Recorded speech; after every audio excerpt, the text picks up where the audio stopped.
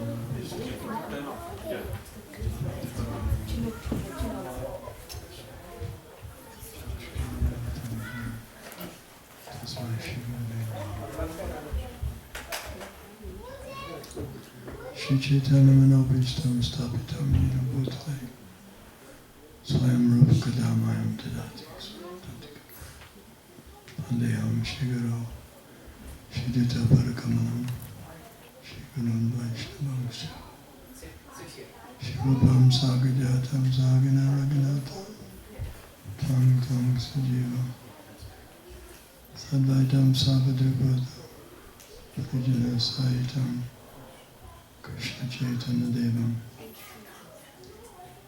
Shri Radha Krishna Padam Sahagana Lalita Shri Vishaka Vitamsha Hare Krishna Krishna Krishna Hare Hare. Thank you for inviting me.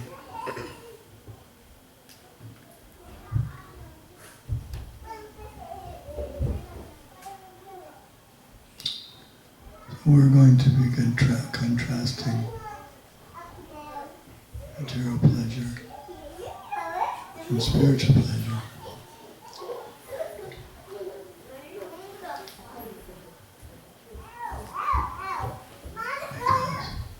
Because everyone is looking for pleasure. We all want pleasure.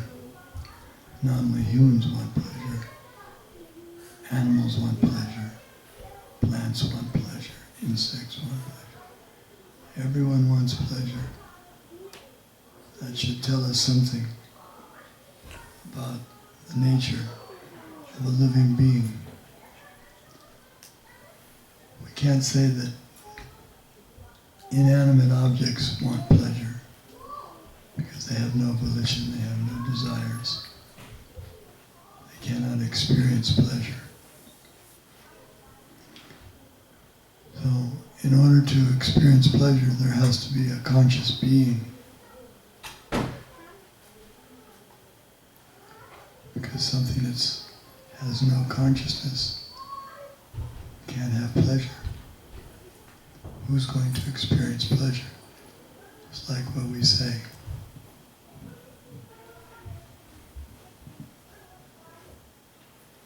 We say, I like the taste of that food because I'm a person and I can experience pleasures and pains. But even my body is not able to actually experience pleasure. The tongue doesn't experience pleasure. We may think, well, it's pleasing to my tongue. But the tongue is just a piece of matter made of molecules. It has no life. But when the tongue is connected to the body, and the tongue is properly in its place, and the brain is working properly, then the tongue becomes a conduit for my pleasure, for me, the soul. In other words, I'm experiencing what I consider to be pleasure through the agency of the tongue. The tongue is material. So,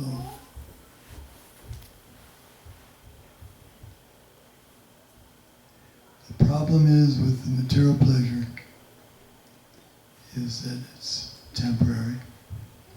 It doesn't last very long. And it's limited. It's limited because it's going through material senses. It's being, the pleasure that I'm experiencing is coming through material senses, which are dead matter.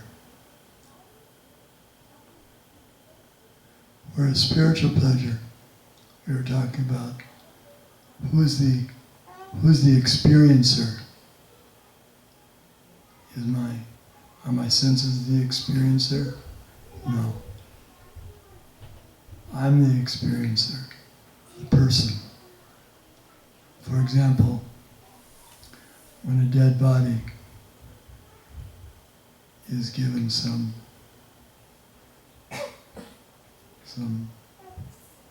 object of enjoyment, what would normally be enjoyment. For example, if I put some sweet tasting food on a dead person's tongue, no pleasure. The tongue is there, brain is there, everything's there. But something's missing. The enjoyer. Me. The soul is missing.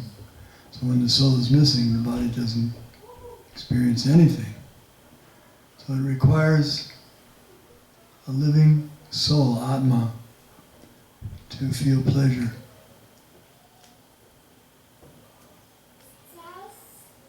Now, because it's important to know what is the nature of a person. What makes up a person? If you ask most people that question, they'll say, well, 2 arms, 2 legs, a head, eyes. They'll say this is what a person is. But actually that's not a person, because we just recognize that a dead body has all those things. 2 eyes, 2 legs, 2 arms. But it's not, we don't say it's a person anymore. We say it's a corpse. Corpse is a pretty dead description. But that's what it is, it's a dead corpse.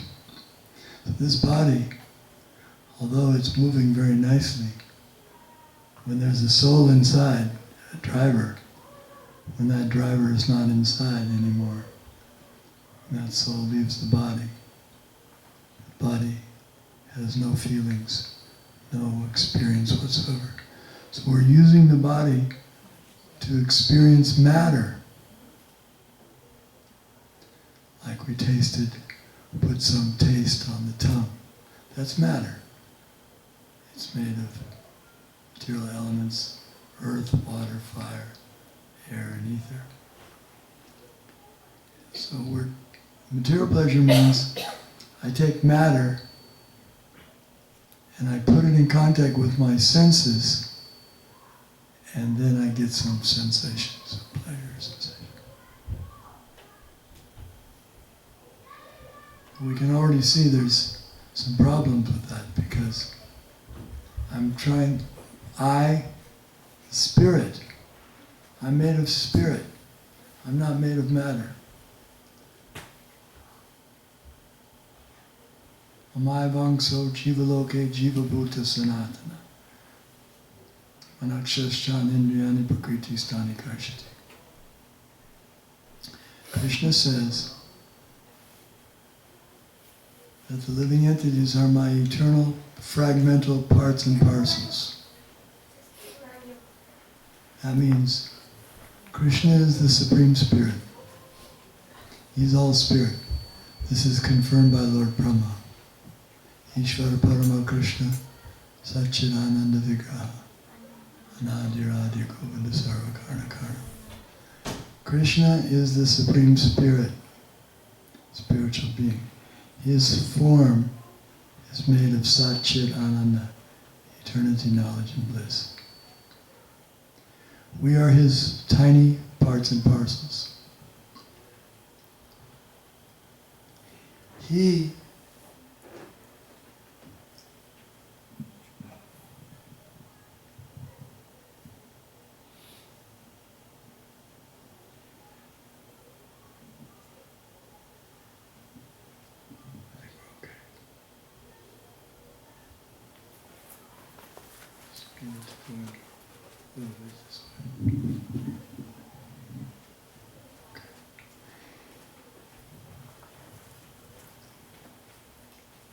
His form is made of eternity, knowledge, and bliss. We're also part of him. We're his angsha, his part. also have a spiritual form. But the difference is that our spiritual form at present is in a compact form, compact size. We know about this from computer technology, that you can pack a lot of data into a small space if you know the technology. Maybe you can.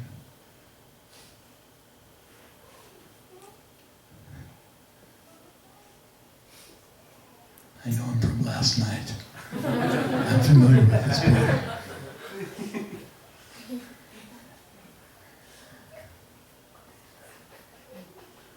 So,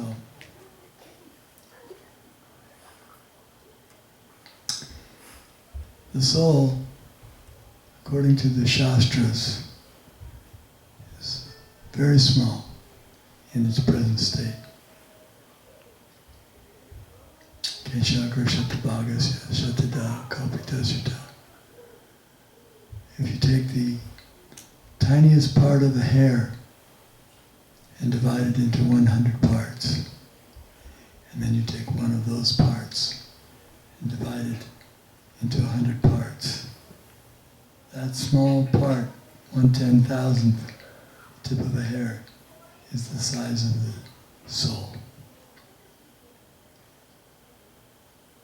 That's actually who we are. We're that soul. We're not the arms. Have you ever seen anyone without arms? I have. I've seen people without arms and without legs, but they're still living. No legs, no arms. How are they living? Because this living force is not in the legs, or the arms, or the head, or the heart. Some people think the living entities, the life force is in the heart. But now they've discovered you can take out a defective heart and you can put in another heart. So if the life is not in the heart, life is not in the brain, life is not in the eyes, it's not in the nose. Life is in the soul. Now this little soul is kind of in a seedling type form, or a compact. Well, that's because soul is in a foreign state. It's like when a seed is put into the nice fertile earth with sunshine and rain, it grows very nicely. It can become a huge tree. But if that seed is frozen, put it in the freezer, nothing happens. It just remains. It's still there. It still has life, but it won't flourish until it's in the proper environment. Similarly, we're a spirit soul. But we don't belong in this material. This material world is not our home. It's like being in a freezer. So we're here, but we're not flourishing. We're not achieving our ultimate accomplishment, our ultimate potential, because we're not in the proper environment. We're trying to enjoy matter. It's like a fish. When the fish is in the water, he enjoys himself. He has his friends, his family, food, everything. But if the fish thinks, what about all these people on the beach? I see these people on the beach sometimes when I jump out of the water. And they look like they're having a good time. I think I'd like to join them. So then he flops out of the water, he flops up onto the beach, and he thinks, now I'm going to enjoy. And he's flopping there, and he starts to feel uncomfortable, so he thinks, well, if I had something to eat, then I'd be happy. And you can give him something to eat, Or he's thinking maybe if I had a girlfriend, a fish friend, whatever. So you give him a fish, girl fish. He can't enjoy her. He can't enjoy the food. He can't enjoy the girlfriend. He can't enjoy sports. He can't enjoy music. He can't enjoy anything because he's on the beach. He's not meant to be on the beach. He's meant to be in the water. So we are not meant for living in the material world. We're not meant to be in material bodies. These material bodies are foreign. They're not really us. It's a machine. Krishna calls it yantra rudhani maya. Ishvara sarvabhutanam hridesha junatishtati ramayan sarvabhutanam yantra rudhani maya. This is a machine made of material energy, but it's not us. We're trying to enjoy the senses of this machine. And we're trying, what does the machine try to enjoy? Matter. So we're trying to enjoy matter through a material body. Big problems there. It doesn't work. Now we get some glimmers, a few lights go on, and we take when the lights blink, we think, oh, that's pleasure. But we're satisfied with pleasure that isn't satisfying to the soul. The soul, being spiritual, wants spiritual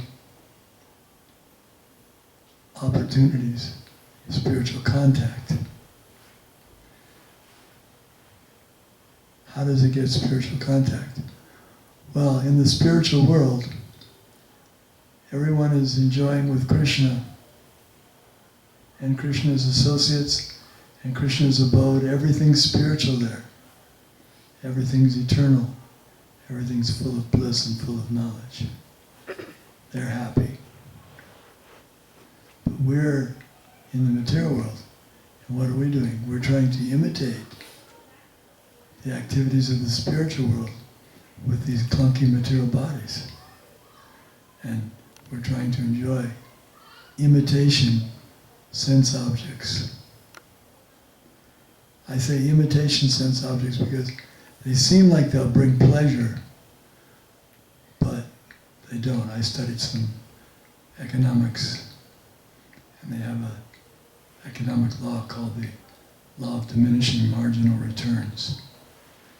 And basically what it means is that as one tries to enjoy matter, some object, the more of that object he takes, the less enjoyment he gets per unit. Just like, for example, if someone says, okay, would you like an ice cream? And you say yes. He says, how much? You say, $1. Okay, I pay $1. I pay $1 because I think I'm going to get at least $1's worth of pleasure out of it. So I eat it. He says, how'd you like it? I said, it was good. Was it worth $1? Yeah, oh yeah, definitely. Would you like another one? Okay. How much? $1. Pays another $1. So he eats that. The person said, how'd you like it? It was good. Was it worth $1? Yeah. Want another one? No thanks. Well, what if I give it to you for free? Now he thinks, free. I'm not going to pay $1, but for free, I don't like to pass up free things. And I can probably get some pleasure out of it. So, all right, take it for free. So he takes a third. He said, how'd you like it? Well, it was okay.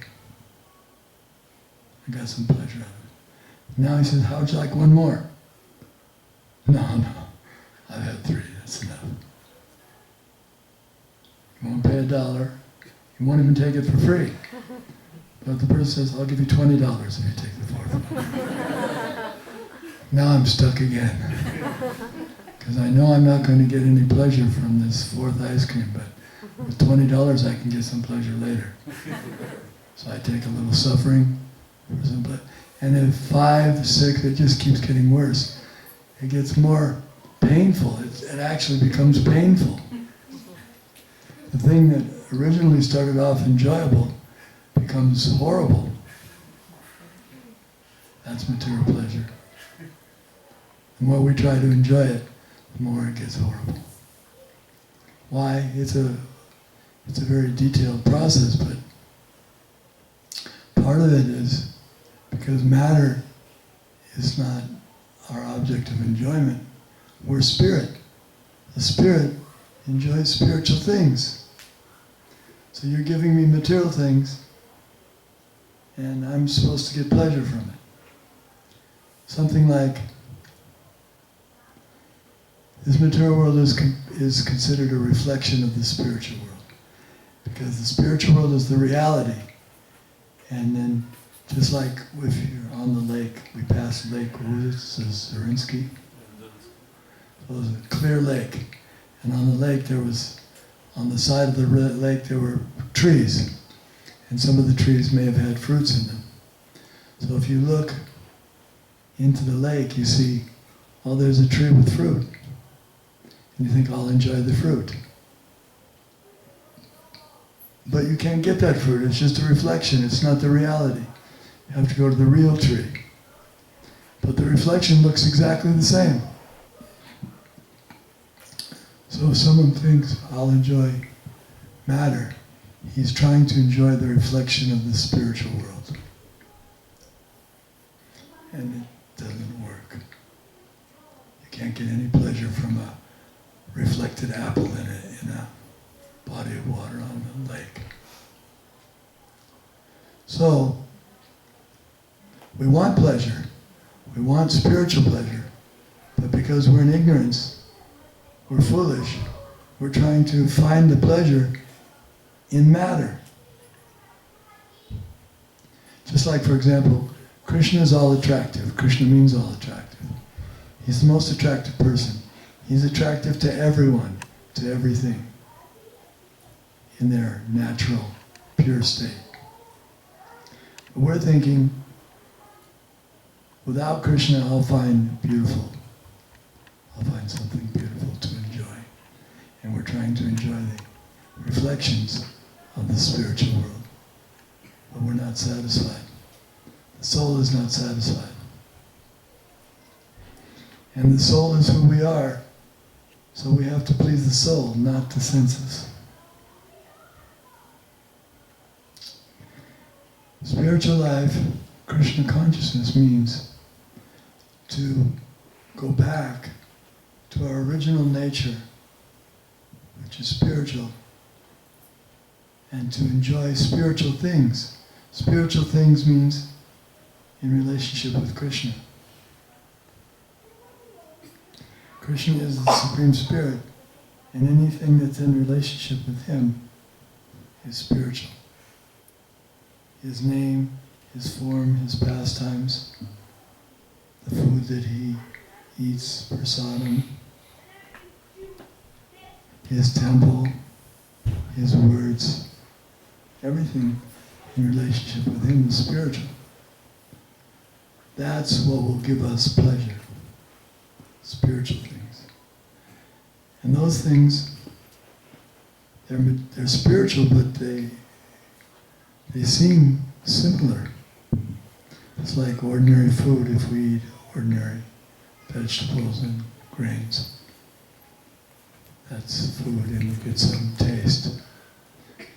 And then if we offer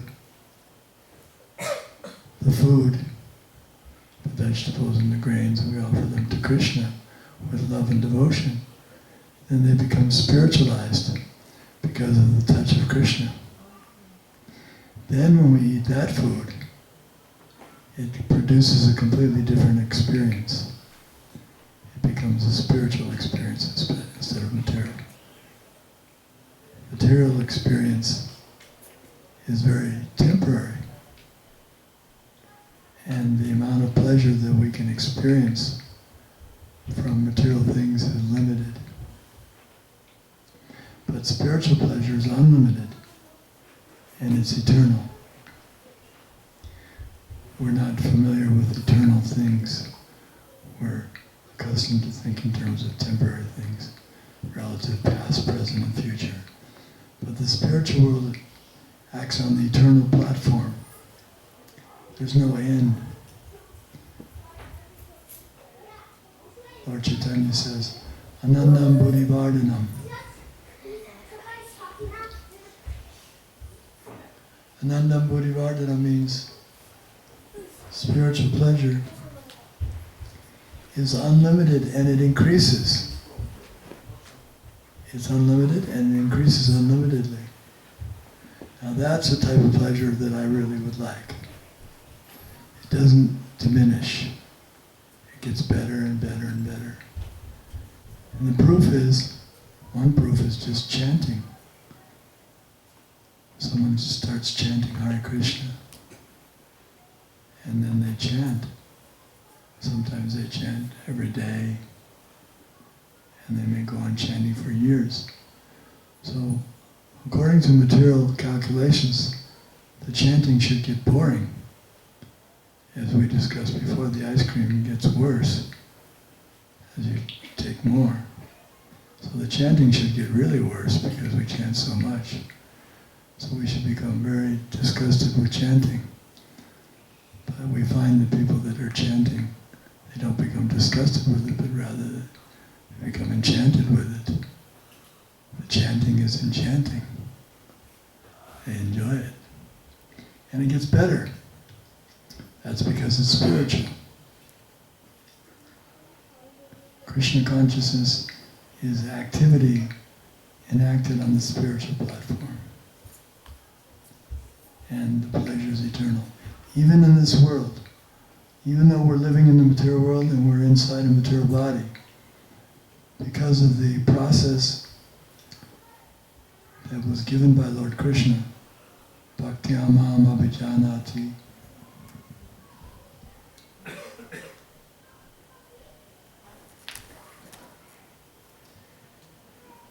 Yavanyaschasmi Tatvata. Krishna says, by devotional service I can be understood. So this process of Bhakti Yoga is a process given by Krishna in Bhagavad Gita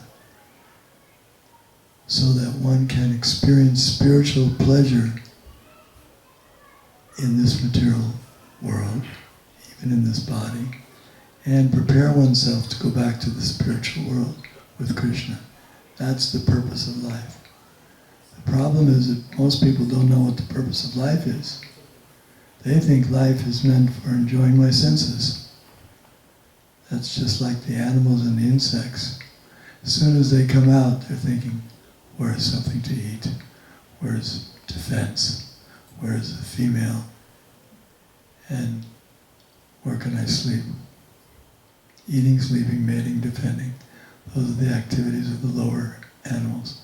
But the human being has the ability to understand transcendental knowledge, just like here tonight, all human beings here. We don't have any other non-human beings here. They're not interested. They can't understand it.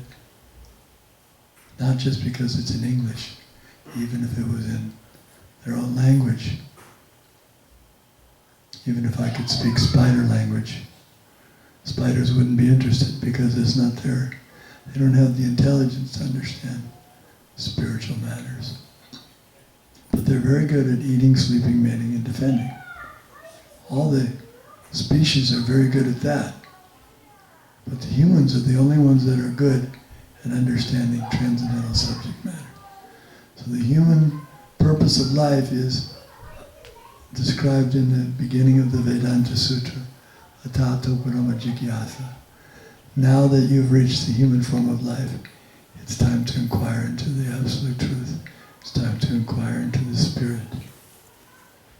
That's the purpose of life. And get out of this entanglement. What entanglement is that? The entanglement that forces me to have to be born into a body, go through difficulties of birth, then old age, disease, and death, and then rebirth. That's a tragic program that we're on with. We're all always very overjoyed when someone takes birth. It's a happy time. But if we were a little more philosophical, we might think, oh boy, he's in for it now. What has he got to look forward to? I mean, I don't mean to disturb anyone's mind, but sometimes the sadhus have to speak sharply to cut the illusion. This place is not meant for enjoyment, it's meant for suffering.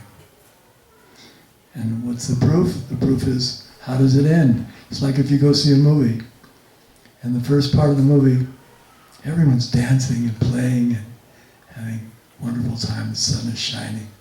And then at the end, everybody's dead. So what was the movie? Was it a comedy?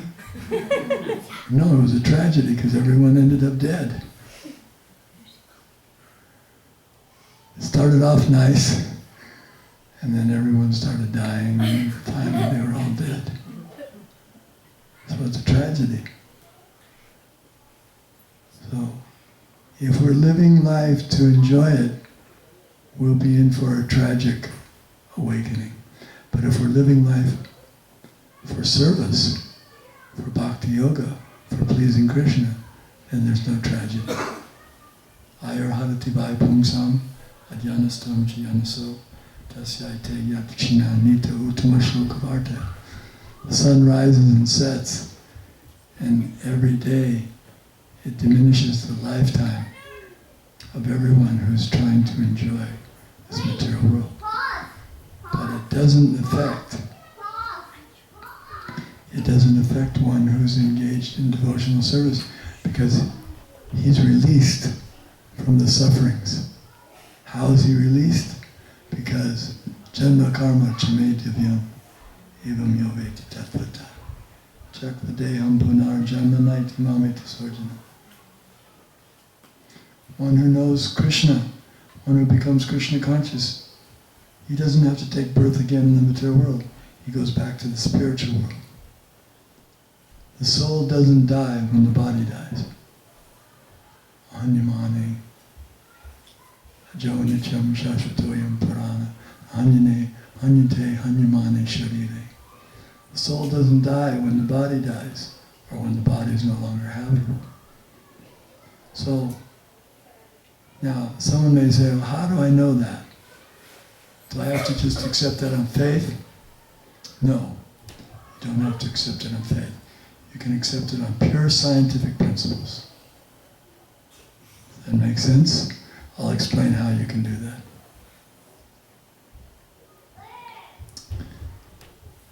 The body that we had after our mother and father had union, what did it look like after the first night?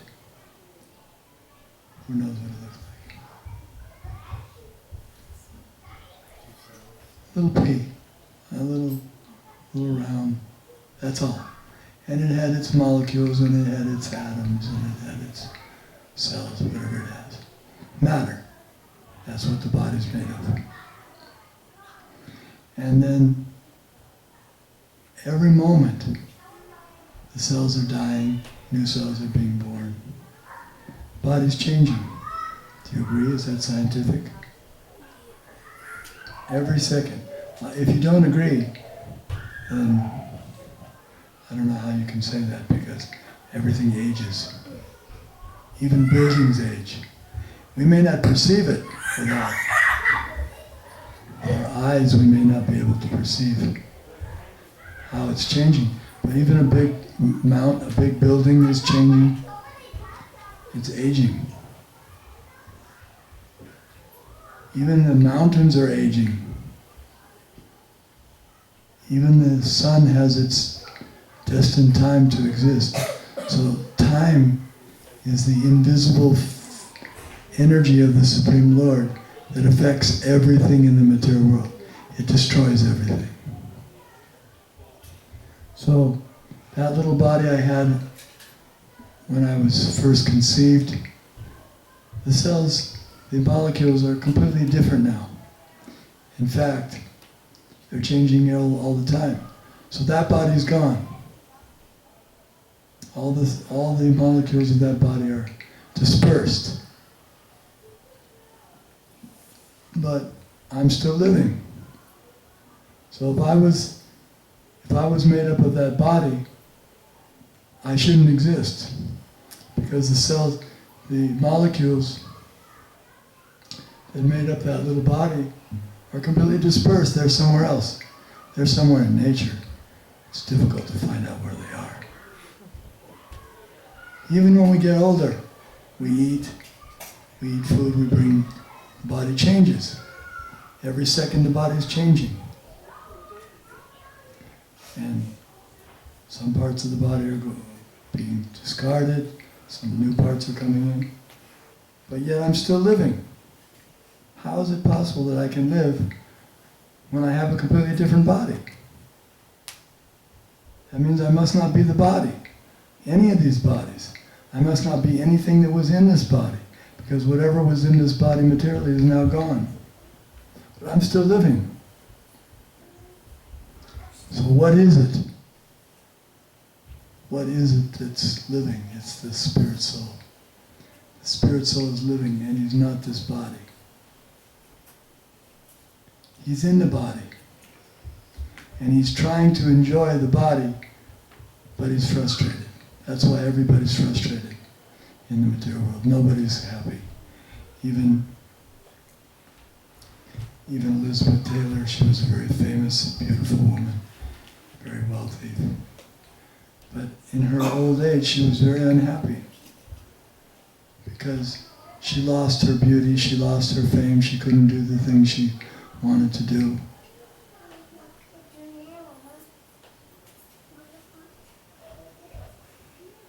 So nobody's happy in the material world. Even someone may think they're happy. It's like when someone takes intoxication, they think they're happy.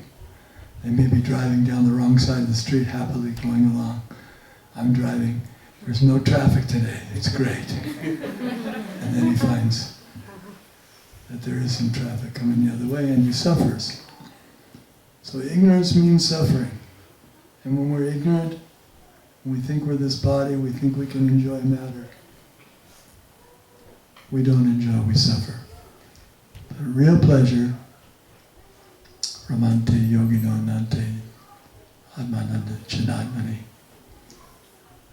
Iti Rama Padena So Param Brahma Patiyate.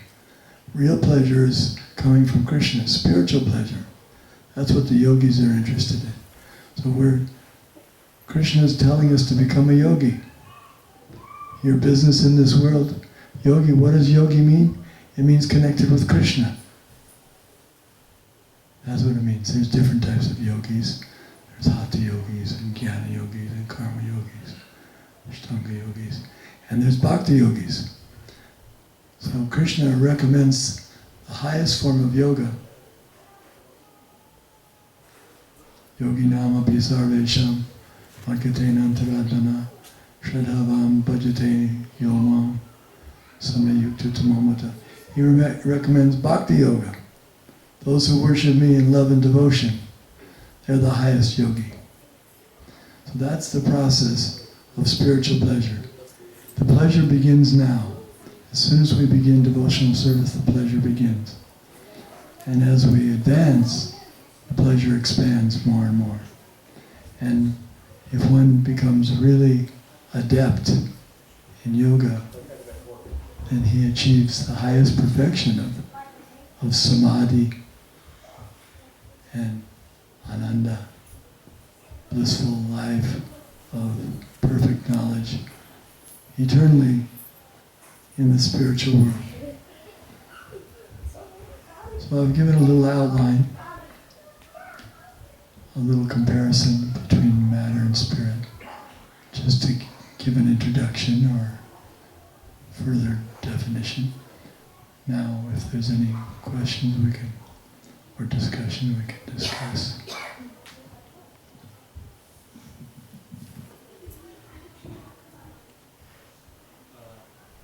I was reading about Sanatana Dharma today in Bhagavad Gita, and it was talking how, what you were saying, service is how we get enjoyment. How is it that service creates enjoyment for us on the soul level. I'll give you an example. When I joined the temple, so one of the first duties they gave me was clean the toilets. So I was not accustomed to cleaning toilets very much before I joined it. And if you had asked me what my thoughts about cleaning toilets was before I joined, I would say, I don't like to do that. I'm not very much interested in, why not? It doesn't smell good and it's embarrassing and I'd rather do something else. But anyway, I was in the spirit of trying to do service, so they said clean the toilets. So with enthusiasm, I started cleaning the toilets. And I was amazed. Cleaning the toilets became an ecstatic experience. Something unbelievable. Normally cleaning toilets is not an ecstatic experience. But when it's done for Krishna, it becomes spiritual. And it gives pleasure to the soul. Anything done for Krishna, even Arjuna, he was asked to fight. Fighting is not a very nice activity. Fighting is not generally considered a very nice thing. But when Krishna ordered it, Arjuna did it, and he experienced bliss by doing that.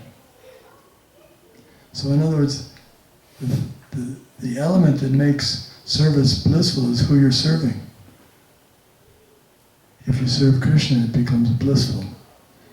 And if you serve your senses, it becomes detestable. It starts off like it's going to be really wonderful, and then it turns out to be, what is it? Krishna says in Bhagavad Gita, happiness in the mode of passion. It seems like nectar in the beginning and poison at the end. So it's who you're serving. If you're serving Krishna, it becomes blissful. That's Sanatan. Sanatan means eternal. Who else can you serve eternally? You can't serve your family eternally. They'll be changing their bodies, you'll be changing your body. You can't serve your country eternally. You can't serve even the universe. Now today people are saying we have to save the earth. So they want to serve the earth.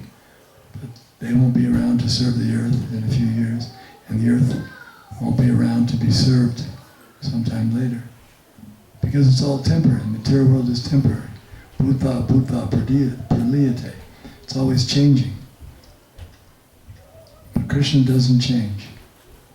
And Krishna is the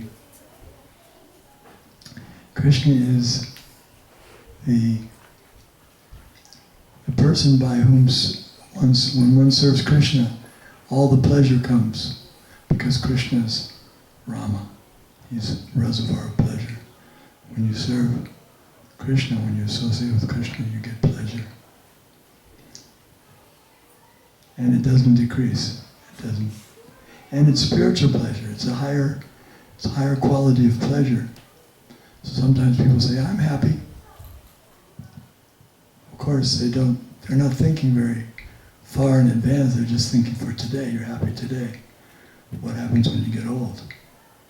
What happens when you get diseased? You won't be happy anymore. So they're just thinking for the now. Be happy now. Do it now. But that's not very intelligent. Intelligent person thinks, if I'm a spirit soul, I'm going to live eternally. Why should I be interested in just temporary pleasure? Why not Sanatan pleasure, eternal pleasure? How can I get that? How can I tap into that pleasure that never diminishes and never ceases? So a thoughtful person, that's why by Krishna's grace, like Bhattacharya said, I had a 2-hour discussion with a devotee, but after 2 hours, I was fortunate to realize this is a better program. This is a better program than the program I'm on. Because I see everybody suffering. In the program I'm on, they're all dying, and they're all bewildered, and they don't know what's going to happen. They don't know the law of karma. One has to become educated. Law of karma means for every action there's a reaction. So the composite total of my actions in this life will determine what type of body I get in my next life.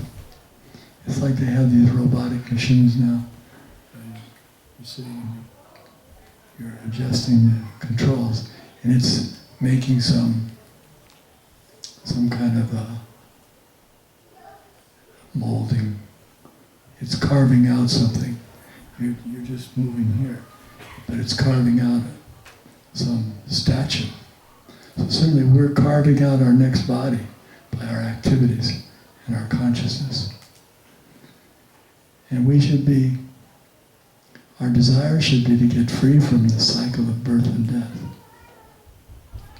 Get into the Sanatan realm, the Sanatan world, where everything is full of bliss and knowledge. It's not that the spiritual world is just light. There are people who think like that. They think that God is just light, and we're just light, and then you merge into the light, the white light, and that's it. Everything is varietyless. That's not correct. There's a complete world there that has all varieties, all forms of birds and plants and foods and enjoyments and relationships, but no disease, death, old age, rebirth.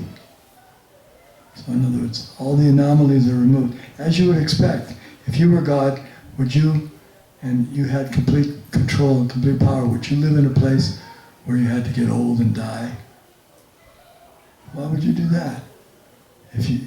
So God has created a place, of course it's eternal, but He has manifested a place that's perfect. Just like we try to do, we try to find a perfect place with a house on the hill, nice neighborhood, people are nice, everybody goes around holding balloons and eating cotton candy and enjoying themselves. That's what we're looking for. So where does that tendency come from? That comes from Krishna. Because that's how Krishna likes to enjoy himself. And that's where we belong. Thank you for that question. Yes. You said the soul moves from one body to another body after all life.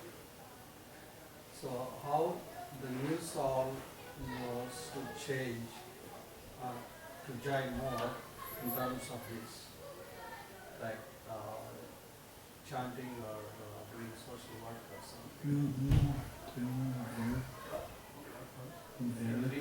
One more time. When the body or the soul moves from one to other, like after your death, you go to the second person's body, right? So when you move to the other soul or body, from this soul to the, from one body to other